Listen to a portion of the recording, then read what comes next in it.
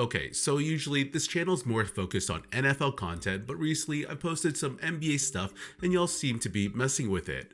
Anyways, recently Denver Nuggets small forward Michael Porter Jr. was on the Pivot podcast, which is hosted by 3 former NFL players in Ryan Clark, Channing Crowder, and Fred Taylor, and this interview drew a ton of backlash on social media.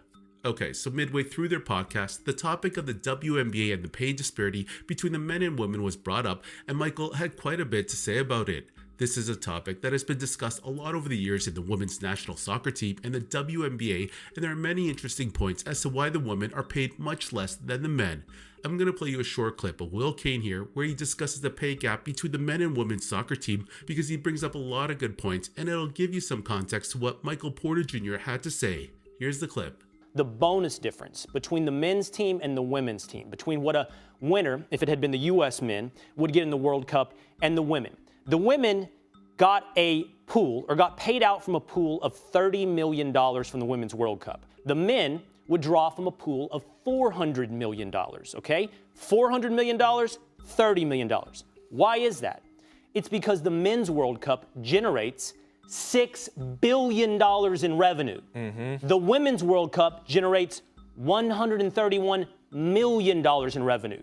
If you want to talk about pay disparity, the Women's World Cup players get paid out 20% of the total revenue. The men get paid out 7%. As a percentage point, they are getting much more.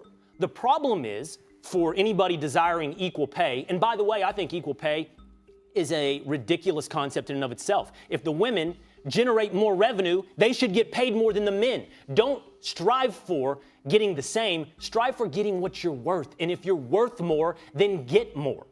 Okay, so do you see the points Cain brought up here? For soccer, he's pointing out that the women actually have a bigger piece of the pie than the men's team, as they get 20% of the total revenue versus the 7% the men get. Then at the very end, he drops a truth bomb as he says the men generate more revenue than the women. It's just business. For me, it has nothing to do with men versus women. I could care less about that. It's just strictly numbers. Who's bringing what in? Now let's listen to what Michael Porter Jr. had to say about the NBA versus WNBA players, because in this situation, it's a bit different than soccer. Carefully listen to what he says and a couple comments he made that enraged a lot of the WNBA players. Anyways, here's that clip. No matter what you say, man, like it could be surrounding any topic that's going on these days that they're trying to push, it's going to sound countercultural. So you got to get over the trying to keep a perfect image or not being canceled. I got over that a while ago. You know what I mean? You can't be an outspoken person for your faith or your beliefs if you're worried about making everybody happy. It's not you have strong ties to women hoops. We mentioned it earlier. Yeah. You just recently re-signed or signed a new deal with Puma, right? I saw you rocking the Stewie 2s, Breonna Stewart, her kicks. Have you been outspoken about the pay, the wages in the WNBA and for those ladies? Yeah, they did an interview with me. I mean, I see it from both sides. I know these females want to get paid more, and they're very talented, but so is a famous ping pong player. They're just as talented as like the best ping pong player is just as talented as the best basketball player. That doesn't mean they're going to get paid the same because they play ping pong. It's what the people want to watch. You know what I mean? So, as much as I understand females wanting the same treatment as men basketball players, it's a different sport. People, they're not packing out the arenas. Obviously, their TV deals aren't the same. So, as much as I advocate for women and kind of the equality of the respect of their craft and all those things, I mean, you can't pay them the same thing, you know, but I do feel like there should be a little way to make a little bit more money for them because they are very talented. Yeah, I think the big thing, obviously, when you're thinking about negotiations, labor unions, and different things like that, I don't believe there's any woman that believes she should be paid as a man gets paid. It's more about the revenue share. It's more about the percentage.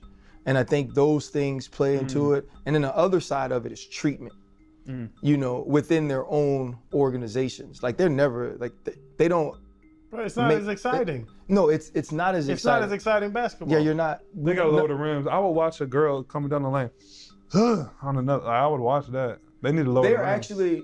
So yeah, that's what Porter Jr. had to say. He basically said that the women are talented, but it makes no difference if they're not bringing in any money, and compared them to ping pong players, which enraged a few ladies on social media. Anyways, let me just put this into perspective for you guys. The NBA does about $10 billion in revenue and profits $3 billion a season, while the WNBA loses about $10 million a year and the NBA subsidizes that. On top of that, the WNBA has been around since 1997 and has never turned in a profit, yet all their players are getting paid. Imagine a business owner who has lost money for over 25 consecutive years and continuing to pay out his employees. It makes absolutely no sense. Their TV deals are nowhere close to what the NBA is getting, and the stadiums are 70 to 80% empty. And I totally understand that the women are not saying that they want the same level of pay as the men, they just want a similar percentage of the revenue. But like I said earlier, the league is losing money, and I'm actually surprised it's still operating. They need to focus more on bringing fans to the seat and watching the game and getting more corporate sponsors before they can even talk about getting a bump in their pay. I don't know guys, what do you all think about this men versus women pay gap? It's funny though, because no one says anything when it's the other way around. For example, compare male models to female models. The richest male model might have a net worth of about $10 million or so, but you literally have female supermodels like Giselle or Heidi Klum worth hundreds of millions of dollars. And why is that? It's because the women sell.